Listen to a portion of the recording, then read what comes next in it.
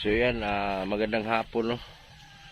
So kahapon lang kami dumating dito sa Kidapawan. So hindi ko na isabihin kung anong insaktong location.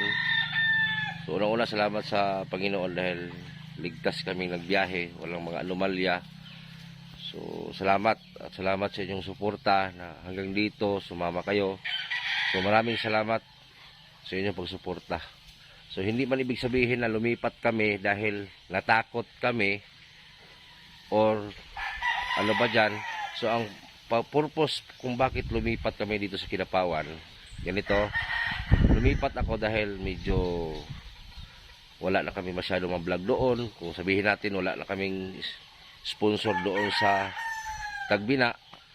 So number one na gusto kong makalipat ay gusto ko maghanap ng ibang lokasyon na mas marami ding matulungan. So ito yung napili ko na lugar para po ay dito na po mag-vlog. Kaya dito walang ibang charity kundi tayo lang. Parang sa Tagbina noon ba na dumating kami sa Tagbina 2022. So wala talagang ibang nag-break doon kung hindi kami. So dito din walang vlogger dito kundi kami lang. So maraming katutubo po dito. So may mga vlog na nga tayo nakaraan dito, dalawang pamilya, yung nakakadina. So mas maganda dito mag-vlog kay wala masyadong marites. Doon kasi Surigao, daming marites eh. So bali ito na pala yung bahay na nirintahan ko. Ito na. Ito, pansamantala dito kami.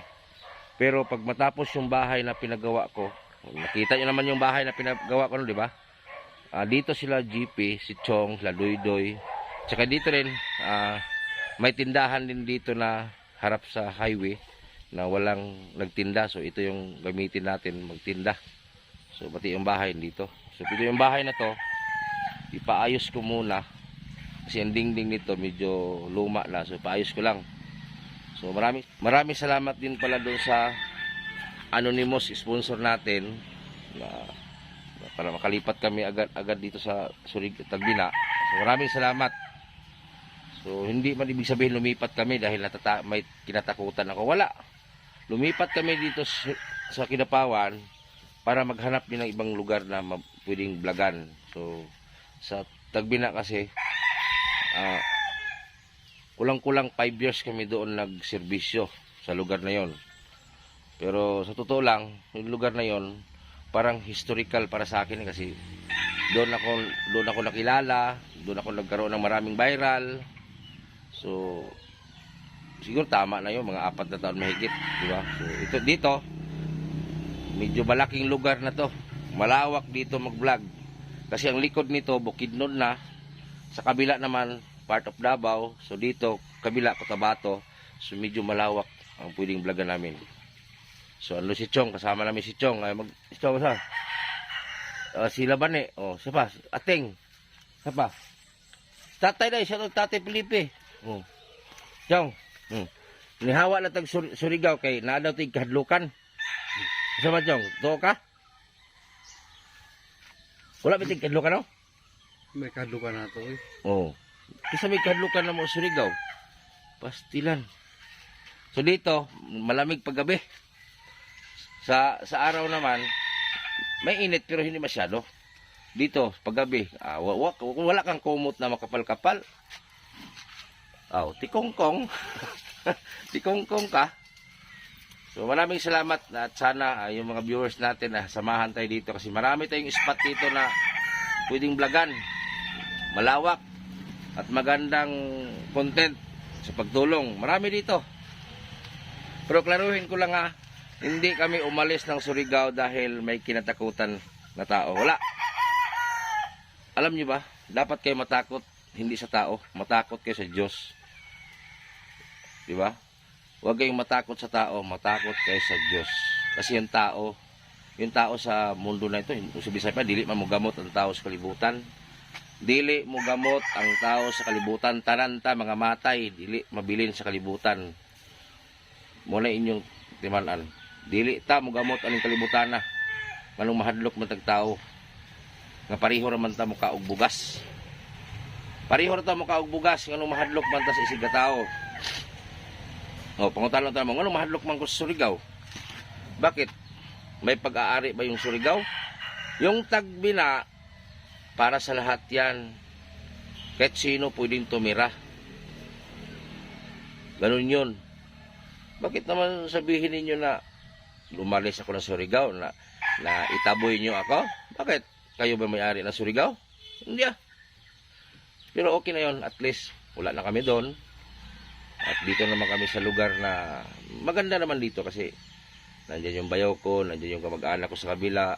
Pero iba dito.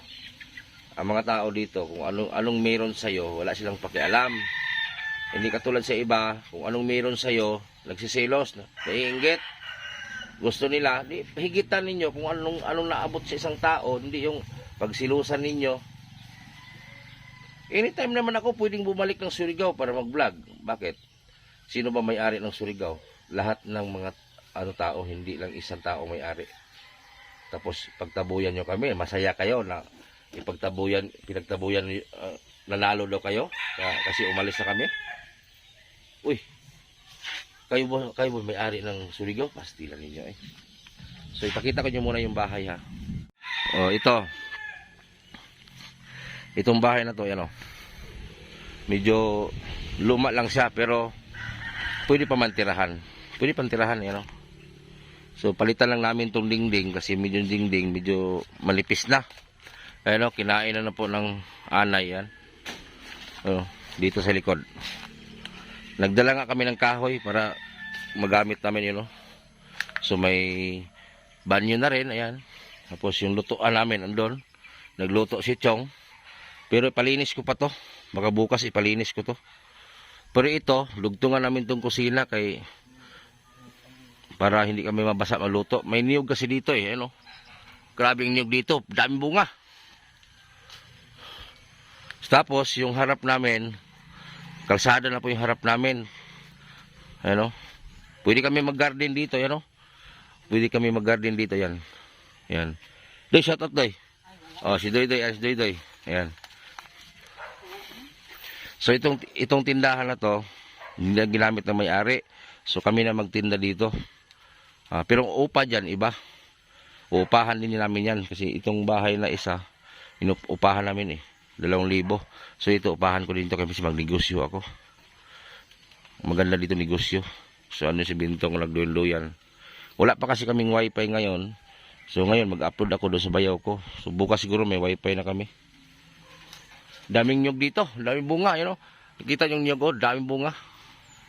So maganda dito kasi maaliwalas. Ano? Yan. So hindi kami umalis ng Surigao para ayun, matakot kami. Bakit naman kami matakot Surigao? Kahit anong oras pwede ako mag-vlog doon kasi nandun yung mga vlog natin. Si Gingging pala hindi ko dinala kasi may pamilya kasi si Gingging. At pwede ko naman bisitahin si Gingging doon pag may bakante kami. Yan, ipakita ko sa inyong harap ha. So dito, ito yung harapan namin. Ito na, yan. Ito yung harap namin, yan. Tapos ito, papunta na itong Kidapawan. Ito, Kidapawan City, downtown, ito. Yan. Tapos ito yung harap namin, tindahan, ayan, tindahan. Pwede kami magtinda dyan. Sa ngayon, wala pa kaming budget para dyan. So, muna, unahin mo muna namin yung bahay, ayusin. Dito, papuntang bundok to.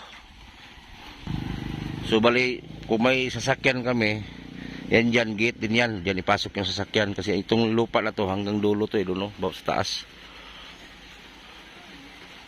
Yan. Mag-isip ako kung ano itinda ko dito. Baka isdaan, bigasan, page. Mag-isip mo na ako ano ilagay. Kung anong ilagay ko dyan. Naka-roll up ito. Maganda to tindahan. Magnegosyo ako. Kasi yan si Doy. Ayan si Doy, oh. Ayan.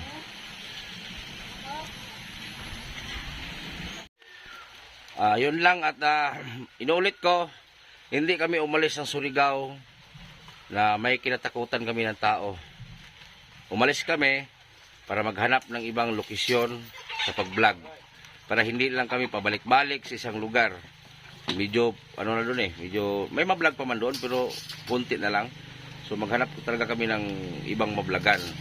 So yung mga supporter natin sa Kidapawan City, shoutout. So andito na kami sa inyong lugar para maglibot. At may anonymous sponsor tayo na handang magbigay ng tulong sa mga taong nangangailangan. So marami kasing bundok dito. So sa likod nito, Bukidnon na. So salamat sa mga sponsor. Sana suportahan niyo po yung pag-vlog dito sa nasakupan ng Surigao. So maraming salamat at magandang hapon at sana suportahan niyo po yung vlog namin. God bless po.